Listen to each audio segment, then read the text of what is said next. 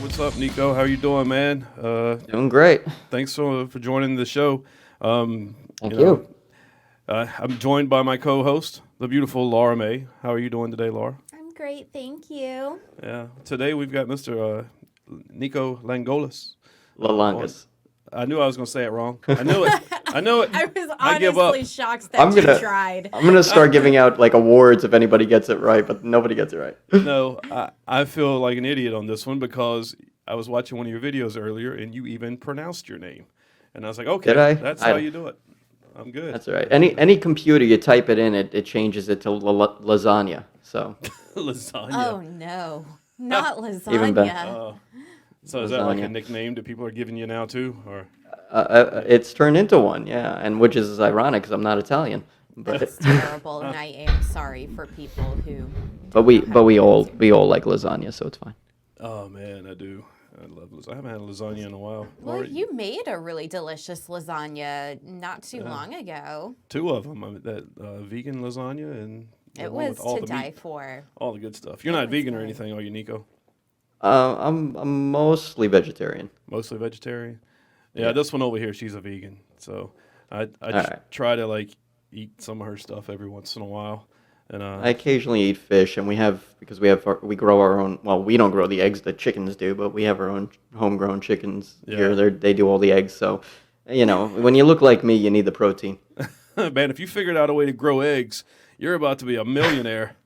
Michael, you or dreadfully unhappy. You need to be an urban farmer, a suburban farmer. That's a thing. People have chickens on their patios now. Well, I mean, They do. Yeah, I am really scared at this chicken situation because you know how much I love chicken wings, and there's a chicken wing shortage. So if you can grow eggs, which means you can grow chickens, then I'm all in on that. So Nobody's Anyway. growing eggs. Okay, can we stop The saying birds- growing eggs? Mike, the birds do all the work, man. Trust me, I'm a bird. I know all about all the work. There you go. Oh, They're doing the work. No. I got one the other day actually that had 3 yolks in it. When they first start laying, they start doing double yolks because they're kind of still developing. I got one that had 3, and the egg was huge. It was the size of my hand. Took a picture of it, but I ended up with 3 yolks, and all I thought was that poor bird. That poor chicken. That was literally the first thing I thought was like, Yeah. ouch. Yeah, she was pissed. Fuck. Pissed. I'm thinking about all that extra protein. Yeah, well, afterwards, but beforehand, you're like, come here, baby, here's some Vaseline. Poor baby. Oh my God, is that why you always hear the Want an hens in the ice chicken coop pack. screaming? Yeah, pretty well. Now that's my rooster. He's making out like a bandit in there. We've got 8 birds, 1 rooster, and 7 hens. And Wow. I joke and say that he's Muslim because he's just they're all fair game. So when did you start chicken farming? I'm intrigued. I've grown up with chickens. My mom's always had This is where we started today. Yeah, man. Yeah, I'm here for it. Everyone knows we're going to talk We'll about the get- music we'll get to the eventually. music. Right. Okay, we don't talk about urban chicken. This is how we farming. keep people on their toes, Yeah. Exactly.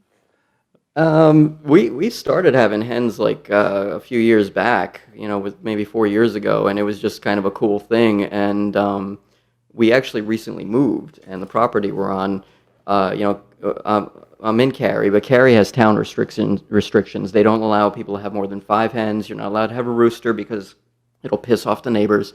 I don't have neighbors. We're on the outskirts. We're outside of those town rules, so we have no restriction on the amount of birds. We can have a rooster. But it was just something we got into a while back. We almost, we were homeschooling before quarantine. So where a lot of kids now got stuck at home, learning at home and doing things online and feeling pent up. My son's been homeschooled forever. So we kind of treated it initially as like, one part of his learning. Like, look, we're gonna raise birds and get to see how they're raised and learn about feeding them and caring for them. And it just became kind of yet one more hands-on experience for him. I feel like that's so important. Like, what a valuable little lesson. That's just not something kids are taught in schools. And I feel like in terms of, I don't know, sustainable meat production and egg production, I think every child needs to take like an economics course like that, and subsequently taught how to raise and farm and harvest your own livestock and eggs and etc. It's a good thing to learn, I think there's plenty of people that have gardens, but I think we have a lot more space, much bigger garden that we're building right now. But I think it's important to understand that you can be self-sustained to some extent, and this is just something that people did forever. Computers are a modern thing, but for the longest time we've done everything the old-fashioned way, and we didn't have electricity 100 years ago or whatever, well, 200 years ago, but it's just like this is the very basis for everything. This is how people lived for the longest time, and to forget that is kind of sad. It's really important, I think, to keep teaching that, teach that to a generation, and not make them feel like, oh, well, I'm going to grow up and the world's just going to be franchises. Yeah. I like takeout as much as the next person, but it's just something that I think is really important. And having that hands-on experience and involving your kids, I understand how quarantine has made a lot of people feel like, the kids particularly, they don't see their friends, or they're not getting out, they're getting cabin fever, they're bored. Me, I've been a teacher, I've been watching these kids, how was your week? Same as last week. But this is also a really good opportunity for families to spend more time together, to start looking at opportunities to teach their kids things that maybe they're not, they didn't learn before, and just do that. Start looking at things like, well, okay, I'm doing grown-up stuff, and this isn't fun for the kid, but make it fun for the kid. I was outside. We've got a pool. I was out there scrubbing the pool the other day, and it's just something, you got to do, and I'm doing it mostly for my son. He's the one that wants the pool. I like the pool, but he wants the pool. And I'm sitting there scraping away. He came out. He's 11 years old. He goes, "Dad, can I try?" And, that's what we're encouraging. It's like, let's get away from the video games for a little while, get off the iPad, go outside. It's nice out. Get some vitamin D, get out there in the sun. And, if you're going to sit there and scrape down the pool, or help out with, whatever farming or whatever things we do, then that's what you do, and he's out there with the chickens sometimes feeding them. And he came running back the other day. I said, "Did you get him fed?" He goes, "I gave him grains, I gave him this, I gave him everything's good." I said, "Did you get the eggs?" He goes, "They wouldn't let me." They wouldn't let So, you. but it's a great thing to learn. It's a great thing to just be involved in stuff. And I mean, it's different. We're very fortunate. We're able to have a lot of space to do these things. Some people are still living in apartments, and if you're doing apartment living, okay, so farming is not an option. Yeah. But I don't know. I was very successful in turning my apartment patio into a small jungle last summer. Did you get a lot of sun? It did. It actually got about 6 hours of perfect direct sunlight. So it was blooming. It was definitely lush and vibrant and green and tropical. And then I started working again, so they all just kind of died. My bad. Well, That's the thing, is a commitment. let's go ahead and tell everybody who you are. Of course, Niko Lalangas, right? You are a guitarist and vocalist for one of the local bands here in the Raleigh area, Vertigo. Tell us a little bit about the band. Well, actually, just start with yourself. You were born in Greece, right? I was born in Athens. My family moved here when I was really young. Stayed bilingual. English was a second language when I was little. Even when you moved I grew up in New York. Even when you moved back to the States, the whole family, the Greeks keep the Greek in the household. So the one thing we always heard about all day, every day, was everything was spoken in Greek. Everything was about Jesus, and you ate a hell of a lot of food. And so that was it. We were eaters, we were loud, and we sat there and did our thing. So I was very exposed to that culture growing up. But I grew up in New York, And once I got into music, I started playing all over New York. We moved here about 11 years ago, and it's a culture shock, right? New York and North Carolina, two different worlds. Yeah. And moved down here, and it was like, okay, I was doing great in New York. Now I'm the new kid on the block, and it was like, all right, my little black book is meaningless at this point. You're starting over. Cost of living is just so much easier down here, so it was just a better life for us.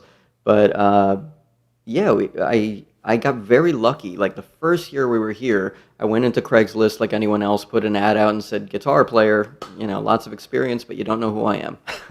And it worked out. I had a guy, I had actually answered the ad, and I was playing a lot of 80s stuff and 90s, and he was looking for like somebody to just do acoustic stuff, and I was into it, but when he mentioned the songs, I was like kind of turned off, and I remember saying, yeah, you know what? I don't think the music is what I'm looking for. You sound like a great guy, but I don't really get excited by those songs. He didn't let me off the phone. He goes, okay, what excites you? And I said, honestly, I right now I play a lot of 80s, and that kind of, that was my generation, like that kind of melodic rock. And he said, really? He said, how well do you play it? I said, pretty well. And he said, any interest in an 80s tribute? And I said, well, is this a startup project? He said, no, I was doing acoustic because our guitar player left the 80s tribute. So he didn't put an ad out for the full band, but he had one. And so I walked into that, and that was it. I had gigs on the books the first year. It was like, okay, very good. My other bread and butter is teaching. I've been teaching for 25 years. And I got a job immediately at a school here, music school. And again, with teaching, you have to accumulate students. So you never really start right away. You have like 2 students, 3, and hopefully build up from there. I walked in with 12 because I just happened to start working there when several teachers were taking vacation time. Oh, So wow. I was subbing for them. So I ended up subbing and teaching, and as I was subbing for their students and working, I was starting to build up in the background and have my own, and it just worked out. And then just as mine got to a comfortable spot, my wife was pregnant, and she started getting, just as I hit comfort, she got to the point where she couldn't work anymore. So it was like perfect. It was like she got more pregnant, and I got more students, and we went, let's trade, and she stopped working, and I took over from there. But I kept doing the gig thing from there. We worked in the tribute band for about a year. It was a band called Rock of Ages. I got to experience Lincoln Theater, which is such a great venue, and I didn't know it existed. Again, it was my first year living down here. Yeah, we're And going Lincoln, to a gig there next week. yeah, it was Right? outstanding. It was there's a benefit they do annually. I think they still do it. It was a benefit they do annually. It's hosted by PKM. It's a benefit for Parkinson's, and we were the first annual. They did it for the first year that time. 5 bands. We were the first of the 5 bands to go up, and it was like 800 people. The place was packed all the way up to the top level and back down. And I just went, "Wow, this is going to be fun." And we had a great time, an absolutely great time. And then, from there, we did that band for like a year, and then I was in a band called Rockzilla. Rockzilla's been around for probably 14 years, I think. Like I've they were heard. around a really long time. I think I actually went to one of their shows. God, were they at Wild Wing Cafe? I think it was Been before the everywhere. pandemic. Yeah. Yeah. Oh So yeah. They're still going. I was there. I jumped into that band for an audition right after leaving Rock of Ages, and just moved right into that one. And so I didn't have any lag between bands, and I stayed in Rockzilla for about 6 years. So I had a good opening run of getting into the music scene. Rockzilla was a full-time band. Like we played every weekend, twice a weekend. We were busy, and that was great experience to just start to get to know people, get to know the local scene, other musicians in the area. And then after 6 years there, I took a break from music for a while, and then came back into it. Not long, but just probably about a half a year of just kind of getting myself organized. And then I was just kind of in and out of some other bands, nothing too long term at that point. But Vertigo, we jumped in together about 2 years ago, and that's been great. It's just like a cover band. We have the 5-piece lineup. We've got 2 guitars. The other guitar player is solid. We let him. We call him our Van Halen guy. He Oh, yeah. not just in ability, because a lot of guys can play that stuff pretty well, but he just has perfect tone, perfect tone for Van Halen. And we let him fly and like play Eruption on some gigs, and it's just beautiful, absolutely amazing to watch. But this is it, we call it co-lead. We don't have a rhythm guitar and a lead guitar. We have co-lead players. Sometimes we're playing together, sometimes we're just trading parts up, and it's just a lot of fun. It helps that he's a great guy to work with. We have fun and people see that. Our singer is, she couldn't be here today. She had a family emergency, but she was going to be on with us today. She has what I think is just such a knack for being like an MC. She gets out there and talks to the crowd, engages the crowd, gets them involved. I've worked with plenty of vocalists over the years, and I remember auditioning singers years ago in a band, and we had a guy came in, and he was younger and kind of shy looking. He came in, sat down, and he just was plugging his mic in, and hang on, I'm gonna hit a light here. It's starting to get dim. Yeah. Whoa, let there be light. Yes, Yeah. that makes a world like- of difference. It's blue skies out there, but that one cloud decided to show up. So, yeah, we had this guy come in, and out of all the audition songs we had, just for kicks, we had put Dream On the master list, but we didn't put it on the audition list. And he's looking over the master list and said, "Oh, I can do Dream On." And I thought, you could try it? All right. He hit the high note. He nailed the high note at the end, and we just all floored. We were looking at each other. We're still playing, and we went, "Oh, yes." So we thought he was a go, and we ended up declining because during our chit-chat after the audition, he was so introverted and shy, and I just thought, this is not going to help. Like, we can't have him on a mic singing his butt off, and then between songs just being like, "Thanks." Hey, how's it going, Rob? Like that, yeah, it was like having Andy Kaufman up there, Thank you. Oh no. Like that just, yeah, not exactly what we were looking for a front person. Cheryl in Vertigo is the opposite. Like, she gets up there and just does her thing. There's never a dull moment. She's never without something to say, and it's necessary to have that time manufactured into a performance, because you've got your guitar players sometimes are checking tuning, or we're running our own sounds, so we're back there tweaking things sometimes. That nobody notices the wasted time because she's up there doing her thing, and that's gold. Our drummer Alan, we have got to be the best drummer I've played with in Wake County. I'm not saying he's the best in Wake County, but the guy is damn good. He's the best I've played with. He's so solid. Me as a guitar player, I feel like I'm just a puppet. I need the drummer to hold those strings and direct everything and hold everything together. Being a solid drummer and having good timing is important, but being a musical drummer is so much more important. After playing with him for 2 years, I don't even look at him for cues. I know exactly when he's going to yell at me, and I know exactly when he's going to do certain fills. Everything becomes an audible cue, and I rely on those cues. And a couple of times, not very often, but maybe twice, we've had to sub him out for an absence.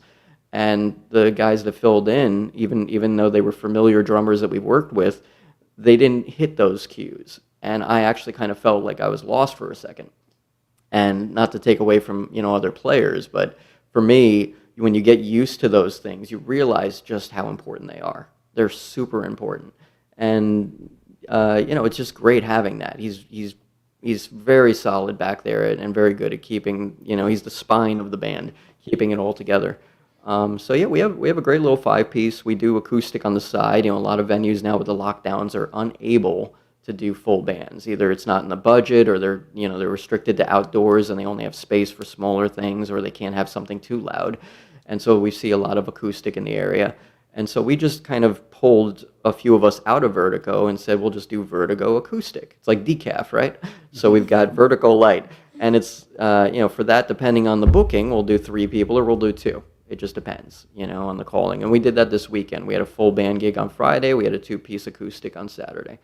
So, and almost the same set. We change it up a little bit for the acoustic, but it's still kind of the same vibe. Mostly just like top 40 rock. Yeah, things should be opening up a little bit more for you guys, though, to play bigger venues. Now that the restrictions have been lifted on most places. We're seeing things coming in. Yeah. We're seeing calls coming in. I've got emails coming in from bookers, and it's definitely starting to show that things are happening. Tony's Oyster Bar in Cary had reopened, and that was always a great venue, so they put us on the calendar as well. Yay. Yep. So Vertigo. Now, did you join Vertigo when they were already formed, or were you a part of the forming of the band? You know, We actually were we were all working. Most of us were working in a band called Major Vice, and we kind of parted with that, and we formed Vertigo out of that. So Vertigo was members of another band. Major Vice reformed and replaced us. So they're still playing. So they've got a good thing, and then we kind of just formed Vertigo. Vertigo came up based on we thought like, okay, so what are we going to call the band? We've got people. We'll just find like another person to fill in this instrument or whatever. But what are we going to call the band? And it was our drummer who said that he actually already had started putting together Vertigo a while back, but never completed it. So he had like a banner already made up. He actually had some business cards and everything all set. Logo and everything was done. We just never executed it. So we took a look at it and said, I like the name. I like the idea. Let's do it. So it just sort of came born out of another, thing. We just sort of skipped and went a different direction with a project, and Vertigo just came to life at that point. And that was it. We stuck that out for like 2 years now, and I'm really thankful that we survived last year. 2020 was like the year from hell. Oh, yeah. But nobody got bored. We just kind of said, whatever, we'll take whatever gigs. We had like a monthly gig, and we just did it. It was just something to do. We tried to do the online thing. A lot of bands were doing online performances. Some are still doing it. It wasn't really for us, Yeah, they're hard to get into. I tried to watch one of those too, and Yeah, just there's because it was a no friend's crowd band. interaction. Yeah, It's weird. It's Anything, almost like playing to a dead house. It's just like sporting events. When like NBA games or football games, there's no crowds. I don't know how the teams could play, man, because you get behind the crowds. You get the life from them. Yeah, that adrenaline and it's all fueling. It's all there. It's a symbiotic relationship. Your audience is fueling your performance, and then your performance is giving back to them, and you just keep going around like that. If you're just sitting playing by yourself in the house, it would be like me like doing my originals where I generally like I've done them before at open mics, and I'll put a backing track on and just play guitar over it, and no major expectations, but it would be like me doing that for an hour on Facebook, and I've done that, but instead of just sitting with the guitar and playing, just like by myself in this room going, like serious and like really bounce it up and down, session. And people would just think maybe he left the camera on and he doesn't know. Like they wouldn't know what the heck's going on. They think I'm nuts. It doesn't look normal to be by yourself sitting there. It's different. But I've watched some of the Facebook Live things that people have done, and some people are using like really great connectivity, and their tone sounds great. They sound really good, and it's kind of like, well, okay, so you can put it on and maybe like clean the room up a little bit and just use it for background music, and that's fine. But it's very, very weak as a performance. And for me personally, and especially with Vertigo, like we understand the idea of performing. It's different than just playing. You're doing a coffee house gig, you're playing. But when you're really playing, especially with like the bar club scene, like you're getting people to sing along and people are dancing. We're not trees, We're moving around. Everybody's wireless for the most part, and we try to just keep things in motion. That's really where it's at. We did Pig Fest last year. Do you know about Apex Pig Fest? No, I haven't heard about that one. They're doing another one in August. I think they do it over the summer, but it's just a big. It's pretty much what it sounds like. It's a big festival dedicated to good old pork. But they have, and like all of us who don't eat meat are going. But well, that's crazy because it sounds like I thought I was being original with Rock the Pig. Nope. I guess I'm not. Terrible news. Oh no. Well, I mean, every town has their thing. Well, damn it! I'm kind of upset now. Apex and their Pig Fest. So the whole story behind this, Niko, is I started a festival last year called Rock the Pig, and I have bands come out and play. Last year I only had 2 bands because I did it in my backyard, and we had like 100 people here. So this year Rock the Pig is going to be at Bud's Tavern in Youngsville, and I've got possibly nine bands lined up already to play this thing. And it's what you said. We're cooking two pigs, hopefully, and we're hoping we're actually supporting. Was it Paws for Life? Mm-hmm. Yeah. So this is for a charity. We kill the pigs, but we save the puppies. Oh my God. Does that make sense? It's a new charity every year. Yeah. Last year, we were supporting a young local girl fighting a rare form of pediatric cancer, and this year we wanted to really think about who would benefit from this event, and we landed on Paws for Life of Franklinton. Of course, I always love supporting the animals and local charities, of course. But I couldn't help but voice the irony behind. Well, yeah. Well, I don't know. Thanks, Niko. You just ripped my heart out. But anyway, go ahead. Oh my God. No, you're welcome. That's why I'm here. So no, Apex. Okay, the pig. I like to shatter dreams. The Pig Fest is something, it's like you get there and there's all these vendors and they're doing ribs and like 42 versions of bacon and, it's everything pig, but it's, they have live bands set up. They've got stages all in different spots. So they're just kind of rotating the performances. I think the guys from Lincoln Theater did sound for us last year, and it's just a great time because family, it's all ages there, and so you've got kids. We've got some snippets and videos and photos and stuff from that gig where they were like little kids, like 5 years old, and they're just dancing, and our singer was just engaging, and we were having a great time. Yeah, it's those types of things. Like when you play that kind of a gig, they gave us a big stage area, and I looked at that and I just said, okay, we're moving around. There's nobody standing still on this one.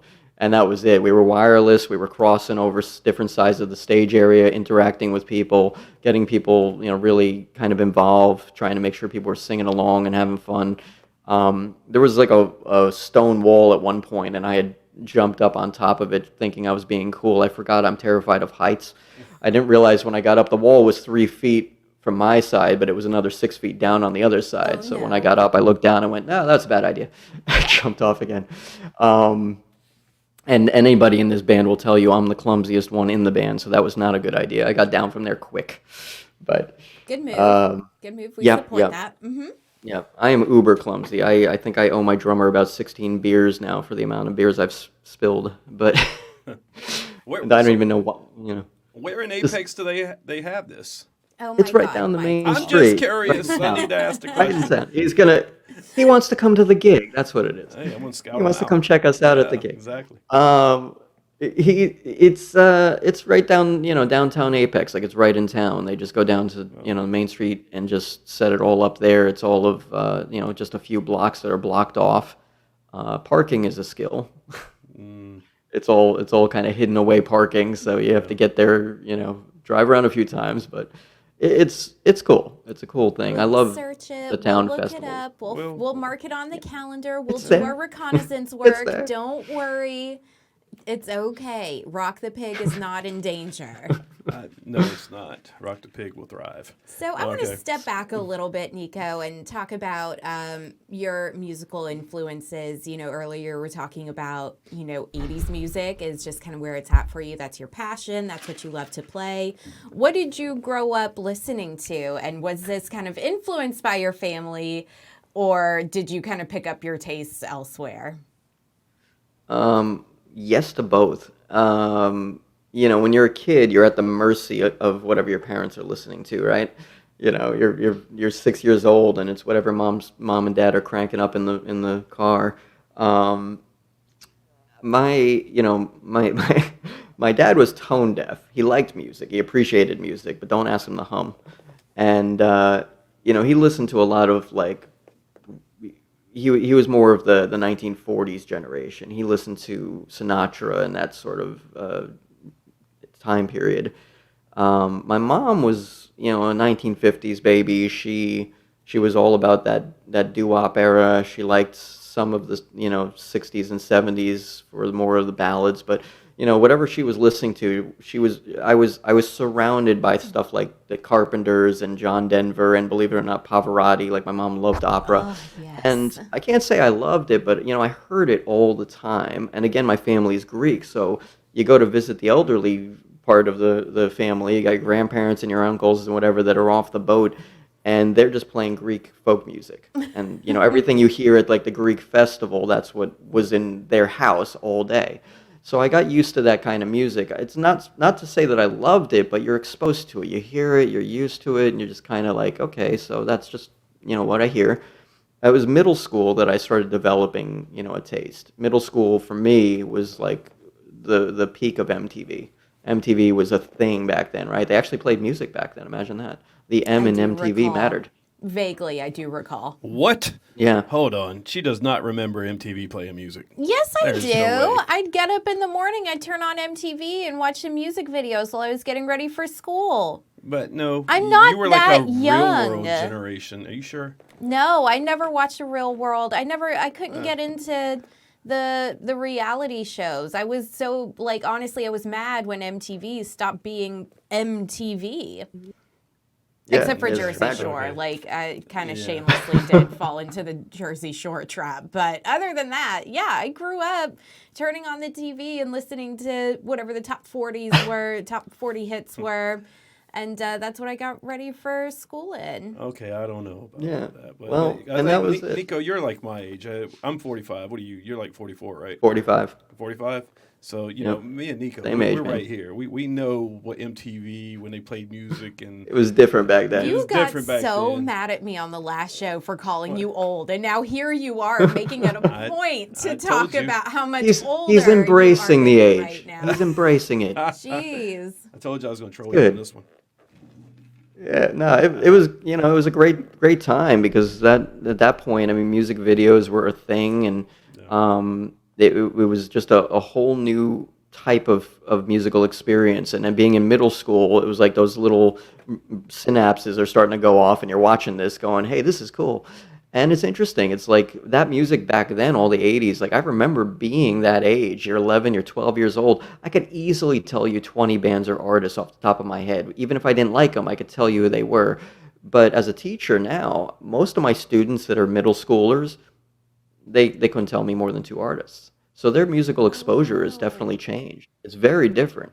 We had it, I say we had it made because we really were so exposed to music by that experience of MTV and the 80s in general. Music was different.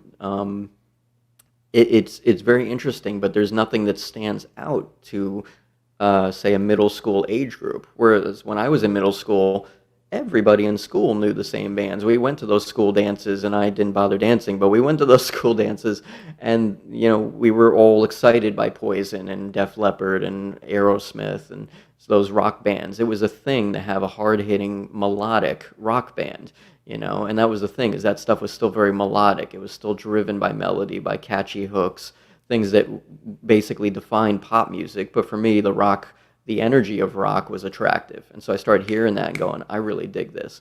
I didn't play guitar yet.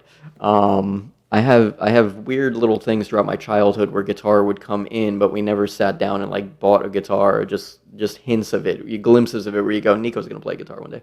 But, you hit high school, and that's where like your musical taste is everything, right? Even I have older kids that, they went through years of just constantly with music on their phones. Like, I just have to, could you turn your phone down, please? Like, they're just running around the house playing music. Music in high school is definitive. It's a great thing for, it's a great part of that age. And for me, like, all of those 80s rock bands, they were hitting into high school, and I just thought, like, okay, not only do I love this music, but like, I want to do that. And that's when I started really thinking about playing guitar.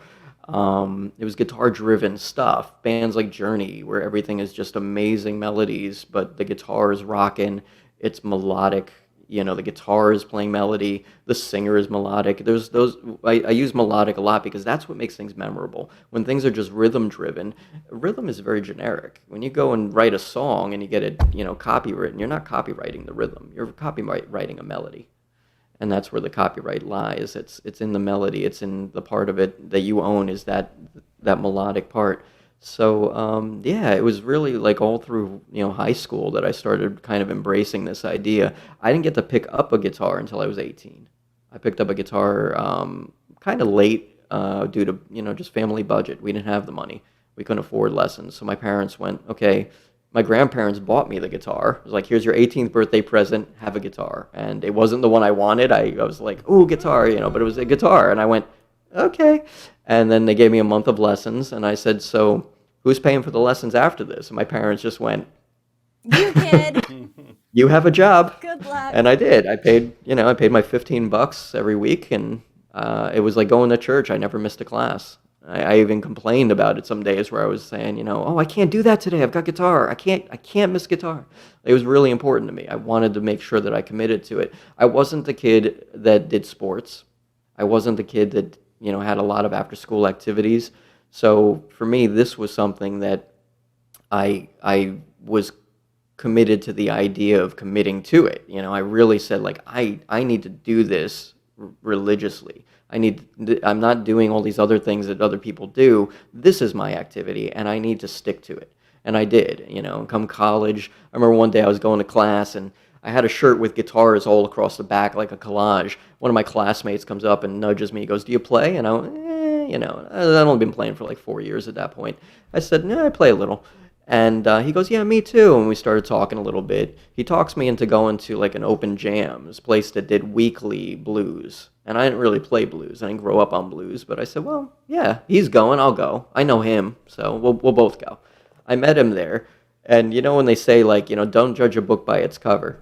This was a guy that was like, didn't have great posture. His teeth were north, south, east, and west. His hair was receding. And he got up there and dusted me. Just dusted me. He was amazing. It was like Jimi Hendrix reincarnated. And I just went, Oh, wow. Oh my God. holy cow. And I just walked up to him and said it was great. Very humble guy. He just, every so often, he'd give me tone tips. Hey, turn this down on your amp. Try tweaking this a little bit. And all the guys that worked this open jam session, the owner of the place who ran it, was very cool, So we just, it became a very welcoming experience. And I turned that almost into church. I went there every week. Literally, it was like, oh, it's Thursday, gotta go. And I did it for like 2 years, just playing blues. Even after 2 years, it still wasn't my genre. But, you learned a lot because you're playing with these guys that were just very great players. I mean, it was their bread and butter. Not to be cliche, but you're talking about these 40-something-year-old black men that eat, sleep, and crap blues. Like, they just loved it. They lived it. And when they were playing it, you felt it. And you were like, wow. So you got to learn about this. And that's where I started getting experience playing with other people. I hadn't been in bands, but it was like college, and I'm doing that every week. And I said, this is all right. I can play with people now. And it was at that venue that the first band I ever played in came up to me. And they actually asked me if I'd be willing to just play rhythm. They're like, we don't need a lead guy. We got a lead guy, but we play some easy stuff, like 3-4 chord songs. We just need somebody to play rhythm. You want to try it out? And I went, yeah. And they said, come over. We'll talk. I was like 22, 23 years old. They said, we'll talk a little bit, because you probably aren't familiar with the music. It's all 1950s. In the 80s, my family had a restaurant. The jukebox was all 1950s. Aww. That's all I ever heard. So when they said, well, we're going to play this. Yeah, I just went, I know this song. And I knew all of it. I knew most of the set list by ear, at least. So learning the songs, they were easy songs to learn, but I knew them. And that was huge. It was like, wow, I could actually play with a band now. And so I did. I started gigging with a 50s band with guys that were all 50.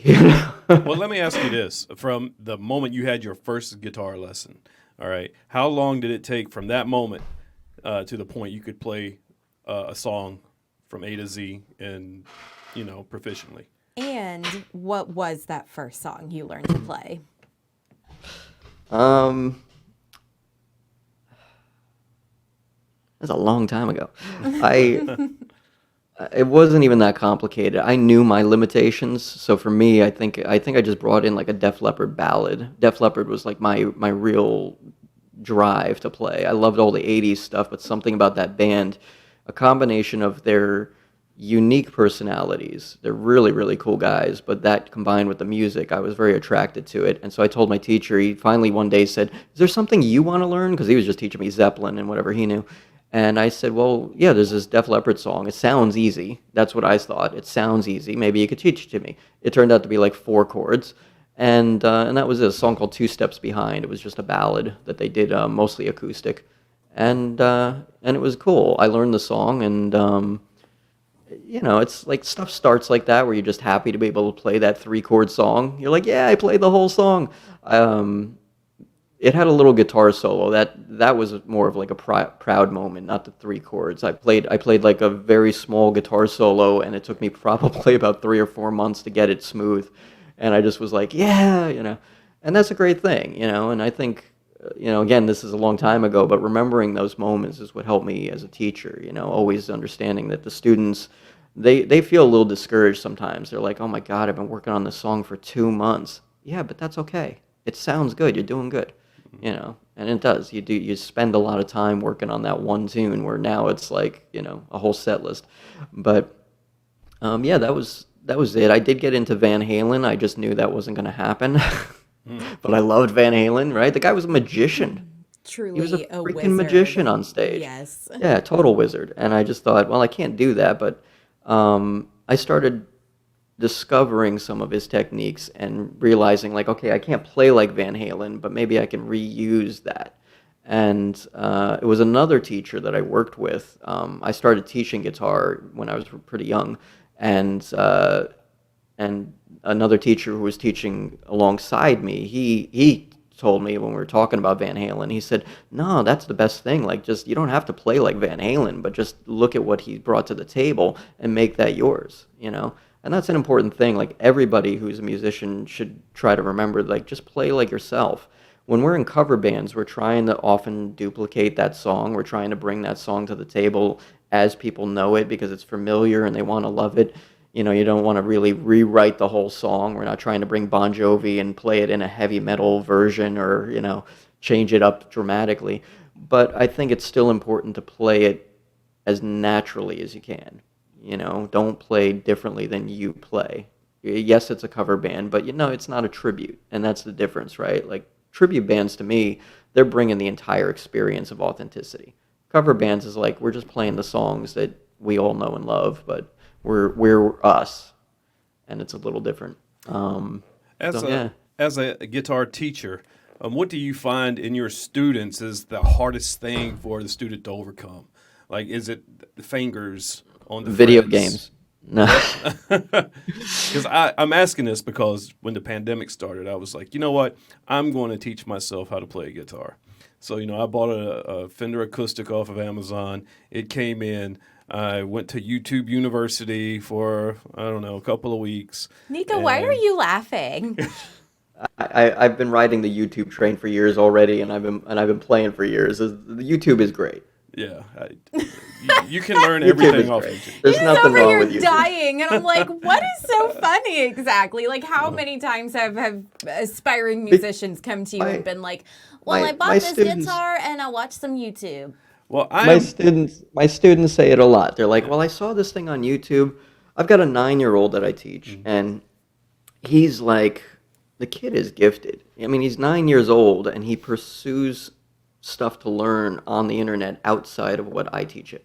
No 9-year-old does that. He's just out there. And it's funny because even though he pulls some of this stuff off, he taught himself by just reading the tabs. He taught himself to play the intro to Sweet Child of Mine. Oh, And wow. I'm so I jealous. gave him some fingering tips, and we tweaked a few things, and whatever. But he played it, and he's 9. And I just, it's funny because on every other level he's still 9. Just for something about music, he loves it, and he plays and plays. This kid's gonna be great one day, but he's still 9. It's like we get in the lesson, and he goes, Mr. Niko, I found a song. I was hoping you could help me with it, but it's by this guy. I don't know if you know him, but it's by this guy. His name is Jimi Hendrix. And you're kind of like, Oh, bless your little heart. I might have heard of it, kid. Yep. cute kid. He's just a sweet kid. He's just, he's 9. That's what he knows. And he doesn't understand the timeline in his head, He also doesn't think his teacher's that old, but... Which is great. Yes, thank you. Thank you. Great kid. But no, it's the hardest thing really is for any student is in general, I would say is just the idea of time. we live in a world right now where like there's a whole generation of kids that really want instant gratification. And that's just not it. You have to learn patience.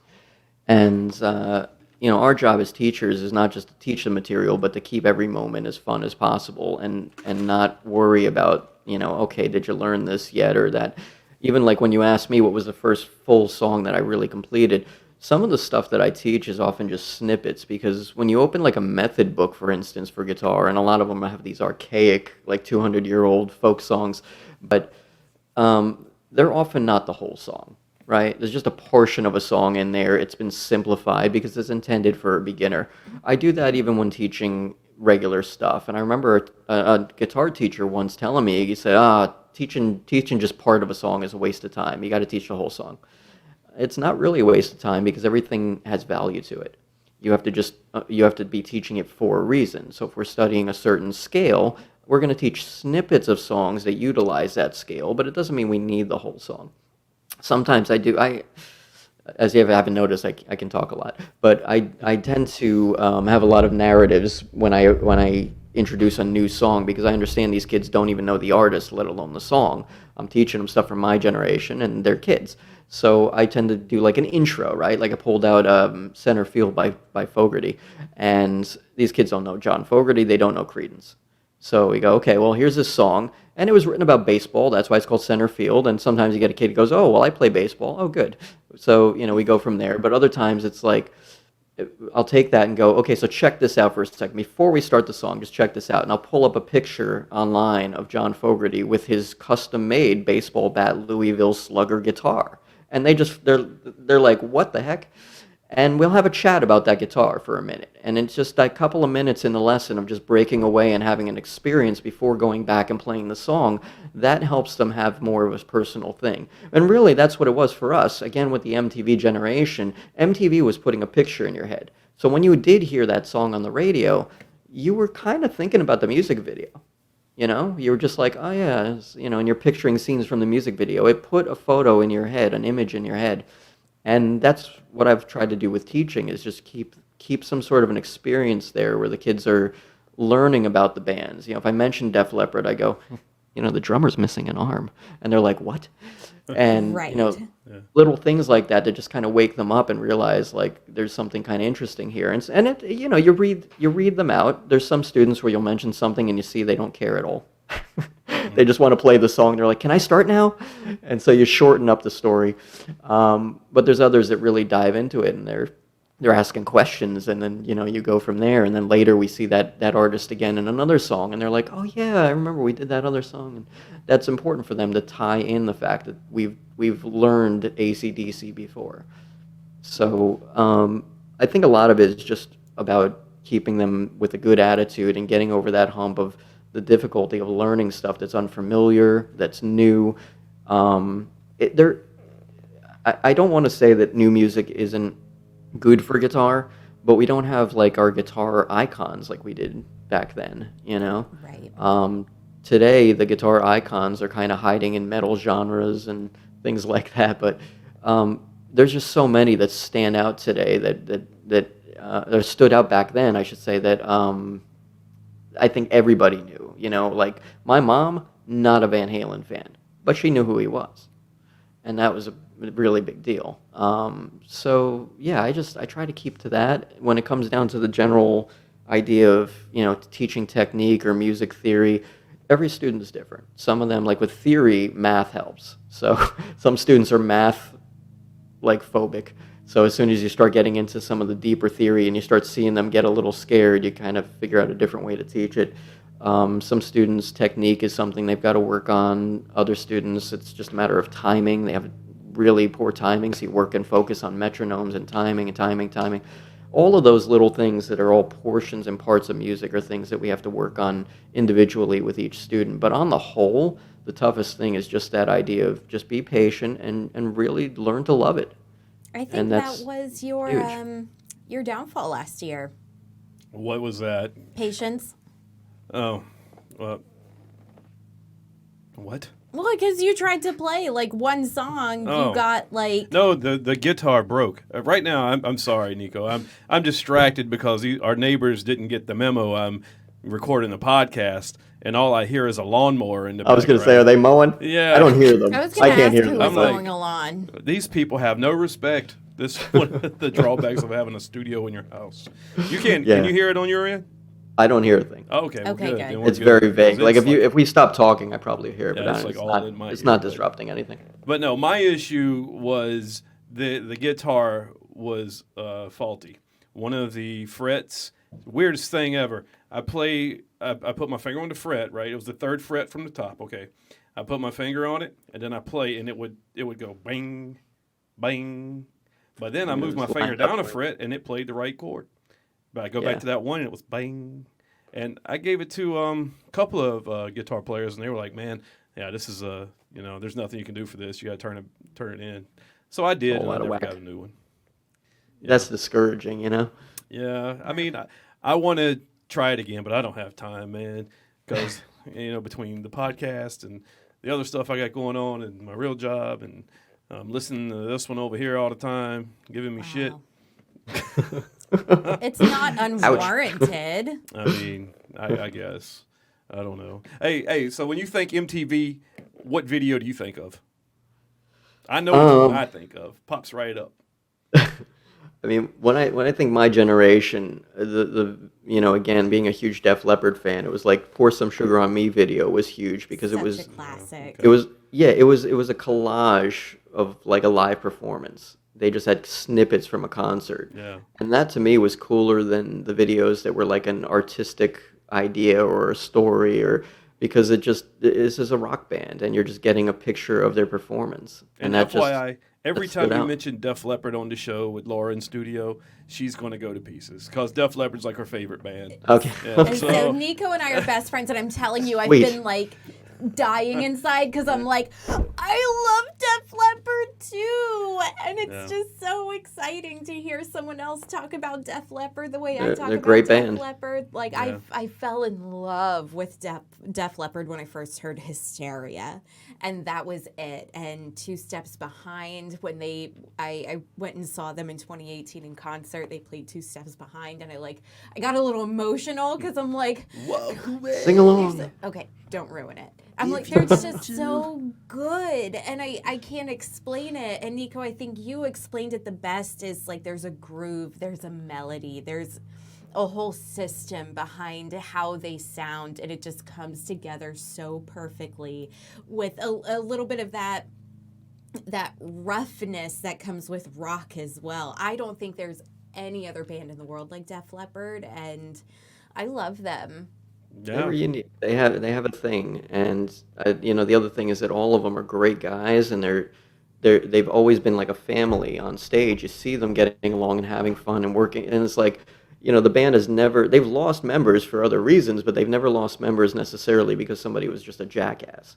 Their And- drummer has one arm. that's amazing. Yeah. to No me. one can say that. Some people can't I play suck at drums with two. Yeah, Yeah. you put me behind a drum kit, I look like a monkey that drank too much. All right, we need to put you behind a drum kit because I like this. Good times. Next Yeah, time it's- Vertigo's playing, we got to go check this out and be like, Nico. Keith Moon to the extreme. Yeah, not good. So Everything about that band was a huge thing because my mom was the overprotective mother. When I said I want to go to a rock concert, she was like, "You're gonna die," and she just pictured mosh pits and death and all kinds. Because there was things coming up in the news. Axl Rose back then was jumping off the stage and tackling people who brought cameras to try to video record stuff, and he was getting a bad reputation and. These things kept popping up in the news, and she was like, "No way, you're not going to a rock concert." did So he really do that? he did several really did times, that?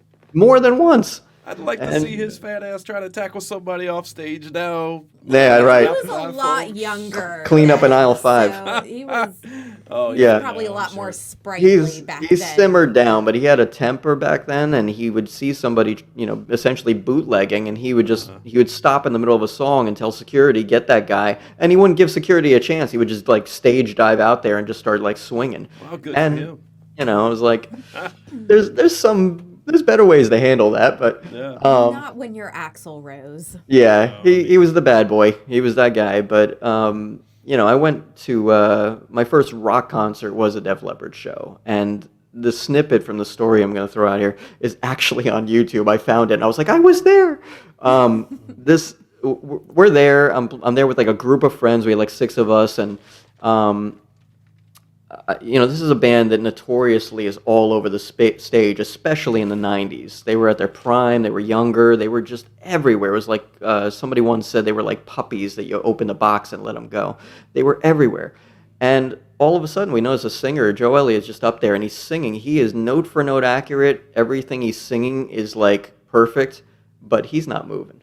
He is frozen on stage holding that microphone, and he's just deadpan staring at somebody. And this is a guy who, has always had a pretty dry British attitude. He's staring somebody down, and it's not anger. It's like, I don't like you. And we're not sure what happened. My friends and I are going, why is Joe not moving? And the rest of the band is there. And then you see like Phil Collin, their guitar player, ran across the stage, looks over Joe's shoulder, and then just turns around and walks away and keeps playing. So he got a glimpse of whatever was going on, and we're like, I don't know what's going on here. Oh my God, what was going on? Somebody started a fight down in the front row there, somewhere maybe 5-6 rows in. Somebody started a fight. I don't know what it was about. Probably some girl was topless. Somebody probably said something, and the guy got defensive. Who knows? But it turned into a thing, and they finished the song, and usually they would just get ready for whatever's next, or he'd rev up the crowd. He stopped the band. You saw him put his hand up and stop the drummer after the song. Don't start yet. And he comes out, starts this thing. You guys having a great time? Yeah, of course, we're all thrilled. He goes, so was I, until some asshole started a fight. And at that point, I thought, please don't let my mother be right. Please don't let my mother be right. I just thought I'm never going to a concert again. This is all hell's about to break loose. Okay, it was quite the opposite. Was this in Glasgow? Did you say it was in Glasgow? That look is a look that can only happen no, it was by in New York. roaring fire at a Verbo cabin. He's such a professional. He got up there and he called the guy out, but he literally just kicked him out. He just said, "We don't have time for your crap. You can fuck off now." And then he just got right back to playing. And I was like, nice, And so I went home and I told my mom. She's like, "How was the concert?" I was like, "It was great." She's like, "Nothing bad happened?" I'm like, "The singer kicked a guy out." And she was like, "Well, what happened?" I told her the story, and it's on YouTube. You can just look up Joe Elliott pissed off. But it was just a sign in my head of like, these guys kept to the show. They weren't going to let that screw things up. They kept to the show.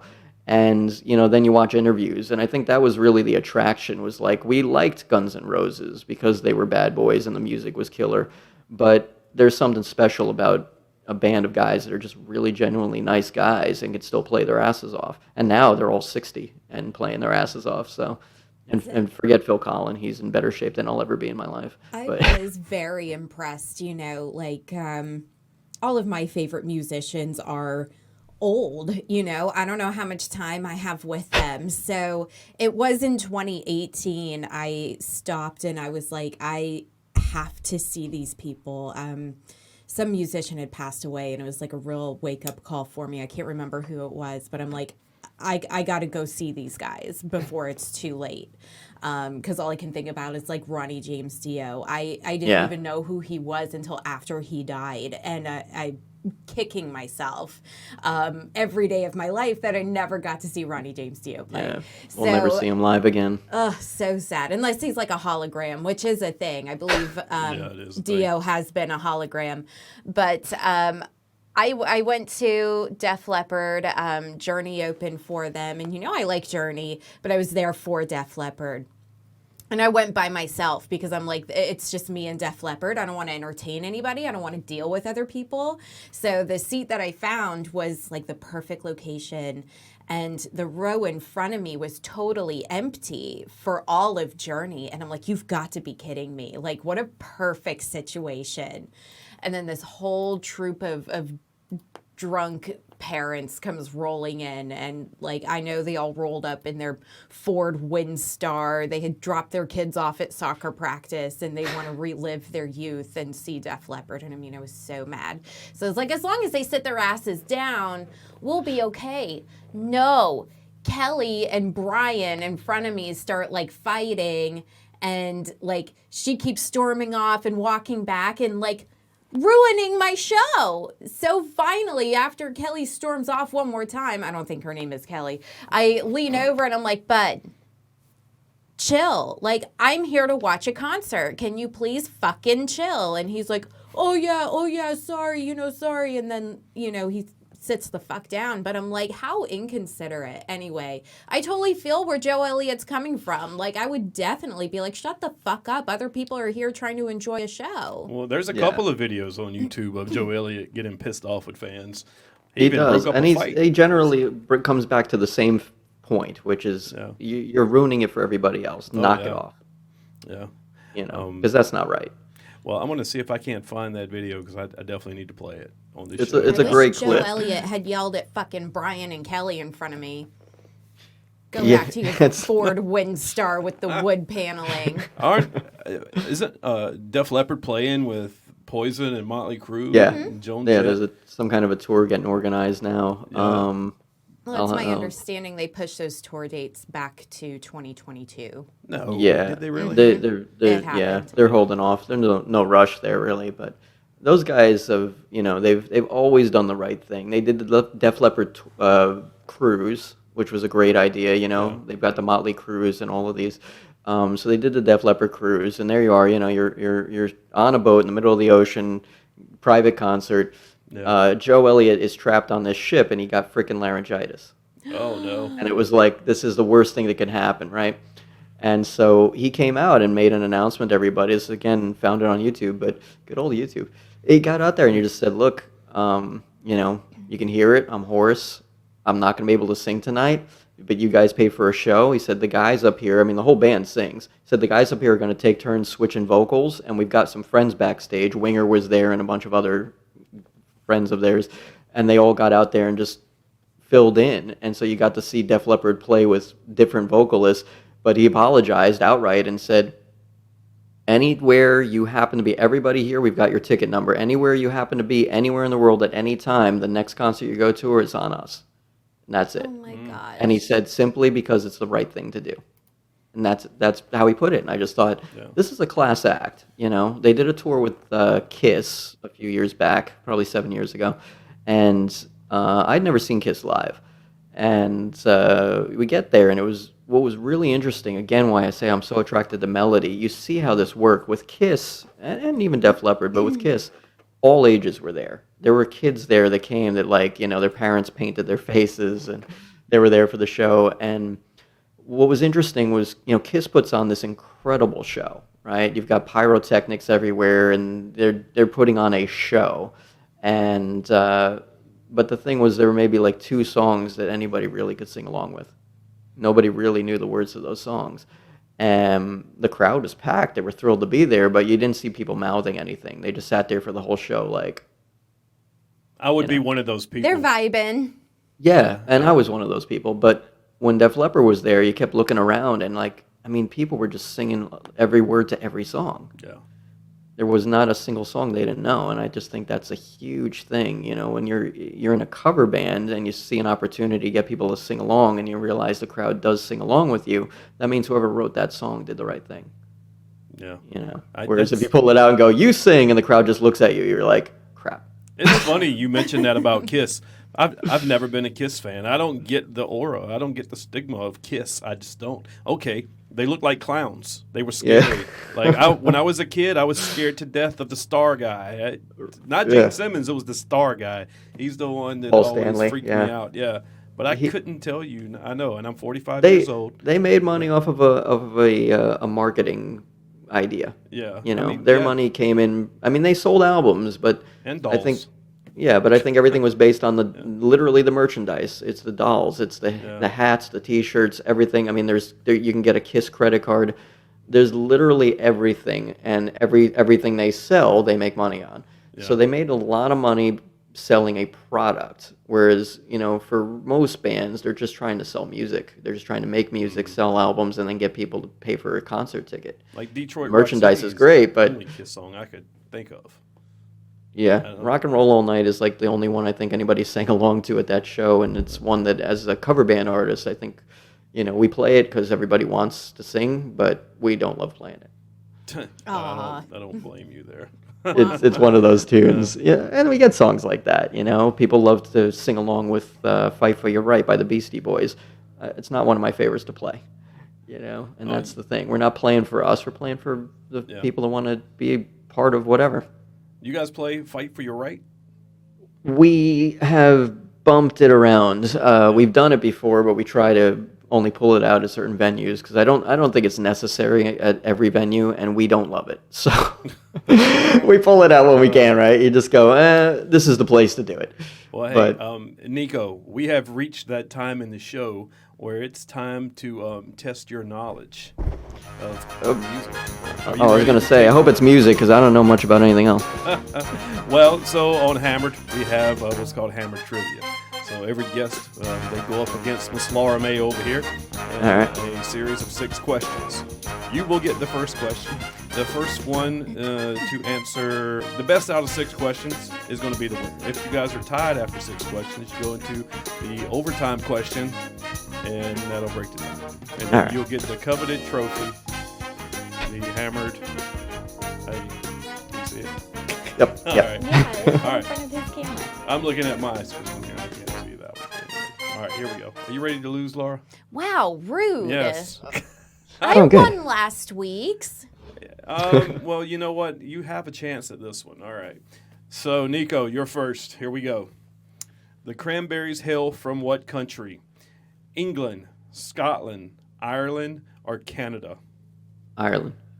That is correct, sir. You are on the board with one. Let me tilt my screen over here so Laura can't see. I'm just making sure. All right. Are you ready? Yes. Laura, in 1991, this metal outfit teamed with Public Enemy for a remake of Bring the Noise. Was it Metallica, Anthrax, Biohazard, or Body Count? Can you repeat the question? In 1991, this metal outfit teamed with Public Enemy for a remake of Bring the Noise. Do you need me to repeat the Yes. answers? Metallica, Anthrax, Biohazard, or Body Count? Anthrax. Are you sure? Yeah, I think so. You are correct. Woohoo! All right, it is 1-1. Niko, question number 3. This singer for Blind Melon died of a drug overdose in 1995. Do you even know it without the answers? I was just testing you. All right, here we go. All right, Lane Staley, Hillel Slovak, Jeff Buckley, or Shannon Hoon? Shannon Hoon. Shannon Hoon is correct. Oh, wow. Whoa, look at you guys. Oh, That's wow. 3 questions, 3 correct answers. Lots of dings. All right. I feel like I should have a buzzer or something, but He edits all the good sounds in later. Oh, yeah. all right. It's like a Can mine be a professional game chicken? show later. Just, no. All right. Laura, this singer-songwriter raised eyebrows in 1992 when she confessed she was still a virgin. Liz Phair, Alanis Morissette, Amy Grant, or Juliana Hatfield?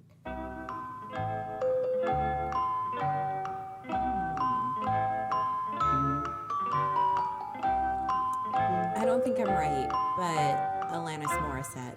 You are correct. You are not right. Oh, wow, fuck you. Oh. I was so excited for a second. Okay, well, who was it? The answer is Juliana Hatfield. She let the details slip to a writer from Interview Magazine. I don't know who that is. I was just thinking, is that like Metallica's daughter or something? But I'm wrong. Yeah. Yeah. Okay. All right, here we go, Next Niko. question, please. If you get this one right, it's over. It's it. Okay. EMF officially stands for English Made Fluent, Every Man's Future, Ecstasy Motherfuckers, or Epson Mad Funkers. I almost have no clue on this one. I had no idea this one either. Read them back again.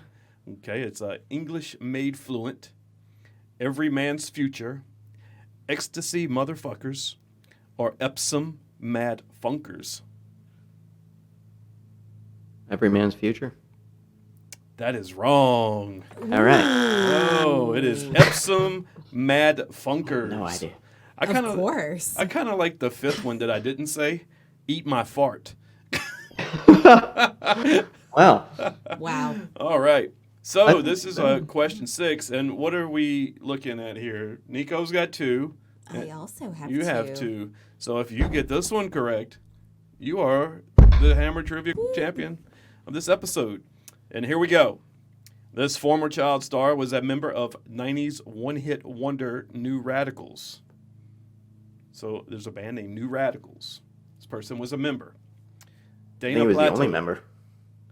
Danielle Fishel, Danica McKellar, or Danielle Boyce. I feel like you're not pronouncing that last girl's name right, but can you repeat the question? This former child star. You know what? No, I'm not. Since you said I'm not pronouncing that girl's name right, I am pretty sure I was. But Why are you trying to sabotage me? Like, I actually have a chance of bringing this one home. Okay, this former child star was a member of 90s one-hit wonder New Radicals. First off, what was their New Radicals one-hit wonder song? I've never even heard of New Radicals, honestly. Can I have the names again? Dana Plato, Danielle Fishel, Danica McKellar, or Danielle Boyce. There, I think I said it right. Danielle Fisher. That is wrong. Okay. It was Danielle Boyce. Danielle recorded. Let me It's see. a B-R-I-S. You're Briss spelling Boyce. it wrong. Briss Boyce. You're saying it wrong. Did it affect your answer? No, it did not. You still got it wrong. Okay, so that means we are tied. We are tied. So Still. Ooh. the way We this both works. blanked on that one. All right, so Nico, we don't have buzzers. So if you know this answer, you speak up as soon as possible. Like, press your imaginary buzzer, and I will be the judge of who answered first. All right. So if you buzz in first and Nico 10 minutes later, Nico, he got it. Let's just hear the question. All right. Okay. Which of these grunge bands is not from the Seattle area? Mother Love Bone, Temple of the Dog, Pond, or Grun Truck? Anybody? I've never heard of any of these. You've never heard of? Okay, I've heard of 2 of them. Pond? Is that your answer? No, I'm just What? asking. Oh, Nico, have you heard any of these guys? I have half of them, but not the other half. now you buzz in. Whoever knows it. Okay, let's hear the answers one more time. Yeah. Mother Love Bone, Temple of the Dog, Grun Truck, or Pond? I'll go with Mother Love Bone. Okay, I'm gonna say Wait, did you just buzz in? Yep. Okay. Mother Love Bone is Nico's answer. Your answer? the dog one. What's the dog one? Temple of the Dog. Temple of the Dog is not from the Seattle area. Well, first off, Temple of the Dog was fronted by Chris Cornell and Eddie Vedder. Oh, well, they are both from Seattle. Both from so Seattle. never so mind. You know you're wrong. And Mother Love Bone was also from Seattle. So you both got it wrong. So now we're going to Do move we on. have another This is tiebreaker question? the answer was Pond. They were from Portland, Oregon. Okay. No pond. Well, Never man, even heard I of should Pond. have really went with my gut there. Like, why Pond? This is Right. a hammered first. We've never been into double overtime. We've never been into double overtime. This is uncharted territory here. So same rules apply for question number 8. All right. Whose album was banned from Walmart in 1996 over a song that says the retail chain sells guns to kids? Was it Sheryl Crow, Fiona Apple, Joan Osborne, or Sarah McLachlan? Joan Osborne. Is that your answer? Yeah. Nico, you got an answer? I'm going with Joan, too. Wow, we're going into triple overtime, folks. Jesus. This is insane. Wow, the answer was Sheryl Crow. The actual Sheryl, lyrics alright. were, watch out, sister, watch out, brother, watch out, children, as they kill each other with a gun they bought at the Walmart discount stores. That's Wow, dark what for song Sheryl is that? Crow. Really? It's very dark for Sheryl Crow. Wasn't she a school teacher? Well, I think it was back in the day. that was 1996 too. I used to love that CD. What song is that though? I'm gonna have to look that up. I'm curious now. Okay, moving on. All right, so now we're at triple overtime. Question number 9. All right, here we go. Once again, uncharted territory. We have Gary Cherone, who succeeded David Lee Roth and Sammy Hagar as Van Halen frontman in 1996. Previously sang for what band? Just let that sink in. Your choices are Bang Tango, Extreme, Cinderella, or Whitesnake. I lost the first part of that question because the video glitched. Uh-oh, okay. Let me, so now Laura has an unfair advantage because she heard it and she's thinking. All right, so here you go, Nico. Gary You're Cherone, welcome. who succeeded David Lee Roth and Sammy Hagar as Van Halen frontman in 1996, previously sang for what band? Extreme. Is that your answer? Mm-hmm. Final answer? Laura? I feel like Nico knows it, but I'm just going to say Cinderella. We have a champion! And it's Nico. It's Nico! Congratulations! It was Extreme. His brief That one I did. stint produced one album, Van Halen 3, which was released in 1998. Congratulations, Nico. You are our first triple overtime winner. I had a triple. Yeah. Oh, that was... Yeah, Extreme was a great band, too. I drew a blank on those previous questions. I was like... Well, I learned something about Sheryl Crow. Yeah, She I would have really never... went through She it. went crazy on that one. Would have never guessed. No wonder Walmart, stopped selling her CD. I'm going to have to look that up. I want to know what song that was. Hey, so, Nico, I noticed, man, you are also a podcaster. How long have you been doing that? I'm actually behind schedule. I got to start getting back on doing a few more. I started it up. Let's see. We just moved into a new place in December. As soon as we moved here, I started up a whole bunch of new projects at home, and the podcast was one of them. So I'd say probably since January. It's what we're doing is really ideal. We're sitting here talking, and I think interaction is key. I haven't had more than one guest on mine, so it's been a lot of me trying to just fill in everything and talk and talk and talk. Which I is try to hard, organize by the way. everything. It is. It's So, very I have to organize everything ahead of time. I don't like.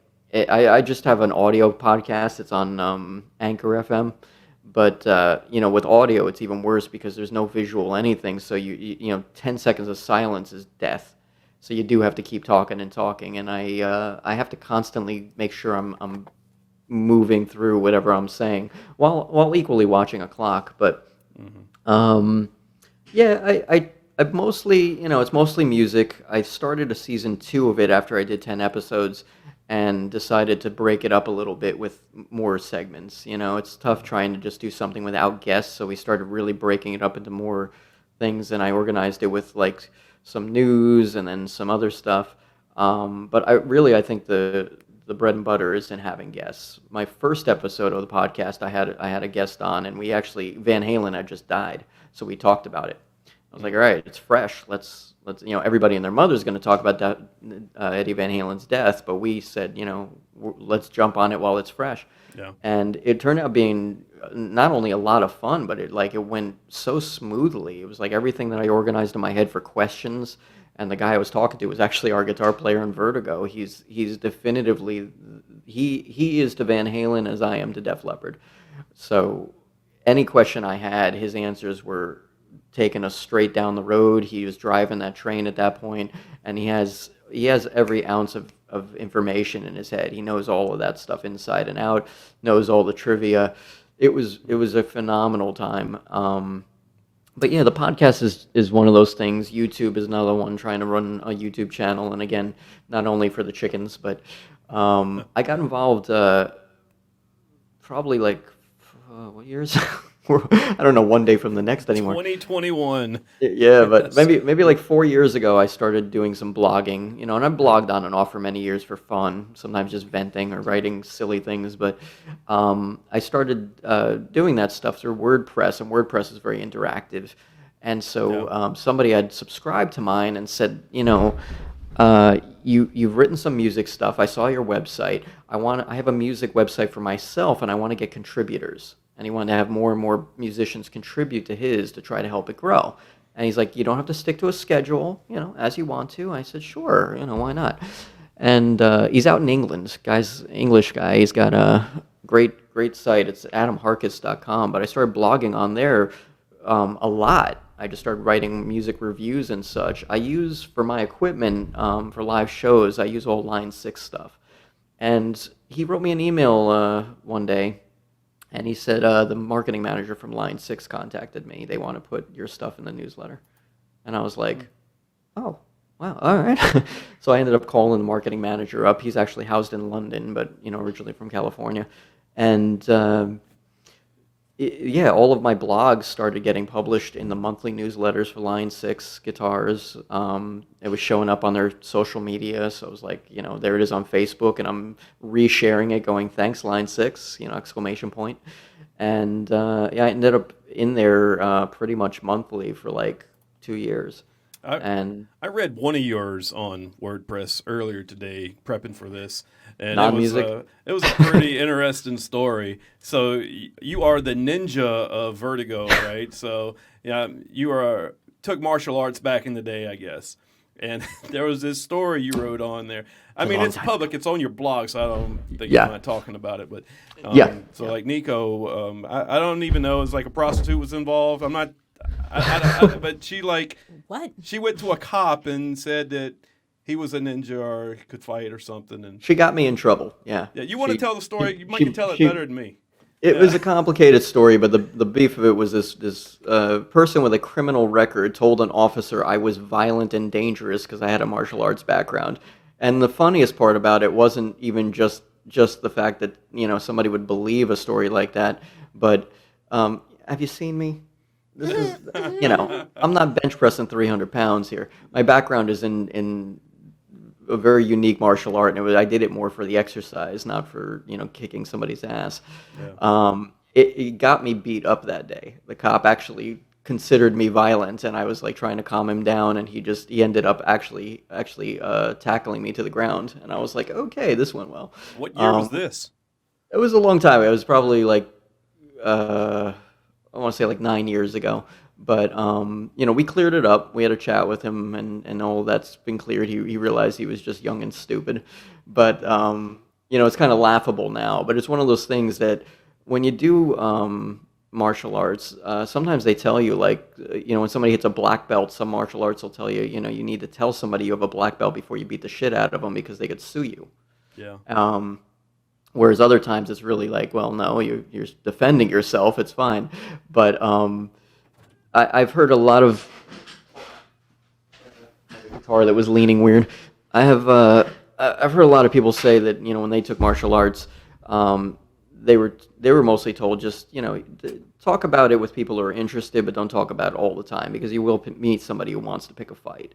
You meet that guy who thinks like, oh, okay. And I don't look like somebody who's going to take a 240-pound moose, somebody comes up to me and they're 6'4", I'm probably going to be hurt. Yeah. But, that's what you get. And especially like when you're playing in bands, you get drunks at the bar that are sometimes a little bit out of control. And it's like, I've fortunately never had to deal with them personally, but you don't want to tell that drunk, oh, don't fuck with Niko. He's got a background in this, that, or the other. Because now you just put a bullseye on my head. Yeah. I don't need that. But the reality is, I was exposed to it for a lot of years. One of my brothers, I've got 6 brothers, but one of my brothers got a black belt in karate. I remember watching his test, and I was a kid. He was my older brother, and I just watched him just getting his ass beat because his test he had to fight 10 guys one after another, and I was like, holy crap. And my dad was like, you should go and take karate, and I was like, it scared me because I was like, he's getting his ass kicked, and I'm never going to be that tall. But I took Taekwondo as a kid for many years. I picked it up again when I was in college. My dad was a black belt in judo. When I was really young, my dad had a bar for 15 years. And it was a small bar. It was built into like a double wide trailer off the beaten path in the woods somewhere. Like it was as beat down as a place. Yeah, it was, oh man, it was as beat down as things could get, but it was his place. And he was the owner, the cook, the bouncer, like whatever he was the guy. There was nobody other work there. He had a friend that would take shifts so he could get out of there every so often, but it was his place. It was his bread and butter, and he loved it. But you get some rough stuff, and he had a time where some guys just were giving him hell, and they brought him outside, and the parking lot was not paved; it was gravel. And judo is like, you're not hitting guys, you're throwing them. And if you've ever been thrown on gravel, you think twice about getting up. I'm sure it hurts, and you get pebbles in your skin. It gets in some places. I'm sure he put a few in there himself. But, it was my dad and 5 guys. He got his hand broken, but those 5 guys left. Oh, wow. Yeah, they were sore. And my dad was probably about 220 pounds at the time, and he big hands. You could take his wedding band off and sit a nickel in there, and it wouldn't touch the sides. Oh, wow. So, yeah. So, that is if he sausage fingers. Like big so sausages, when he closed that up, it was like one guy was like, just that's it. You felt Lights it. out. And my dad was not a fighter, but his phrase, and he'd say it sometimes jokingly, but his phrase was, "You're giving your ass to God, don't do it."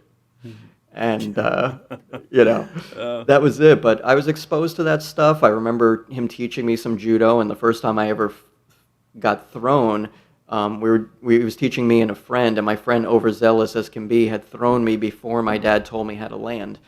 So I went up, I went down, and the wind knocked out of me. I was on the ground going, help. But, you learn. But yeah, I went into a weapons art years later. There's an Okinawan art called kabuto, or some people say kobudo, but kabuto is strictly weapons. It was something that came up with 16th century farmers. Okinawa is a tiny little island, and everybody there was either a farmer or a fisherman. That's what they did back then to survive. The samurai came in. Now you've got guys in full body armor with swords, and the samurai were the real deal. You're either going to die or you're going to live. And so, karate was always part of, families back then, but these farmers and fishermen used their tools as weapons.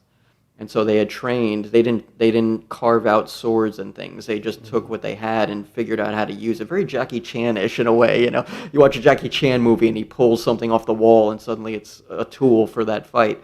So it was just something that was fun to do. I have all these stories of getting smacked around with weapons because we never wore anything. We just trusted that we would control ourselves and try not to hurt the other person. But I got hit. And my rule was simple. You can hit me anywhere you want. You can even hit me in the head. But if you hit my fingers, I'll kick the crap out of you. Oh. Yeah, we need those. These are not insured. Those so I would go to gigs with bruises up and down my arms. And, they go, what happened? It's just I had class.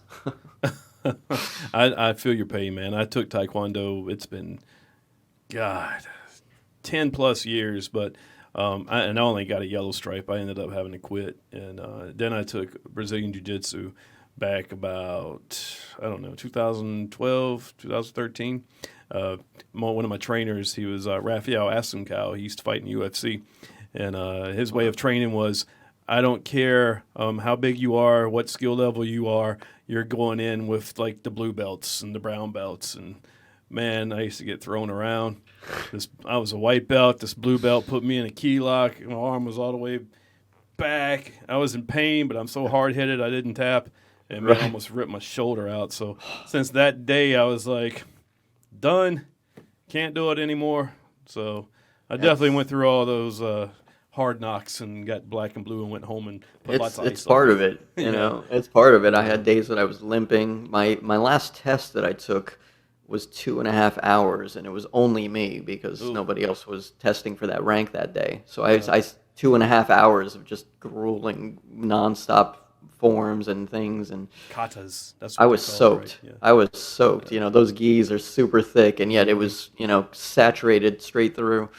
I just remember getting home. I got to the couch and just, it's like pratfall on the couch, still in uniform, just passed out with my arm dangling over like I had too many beers the night before.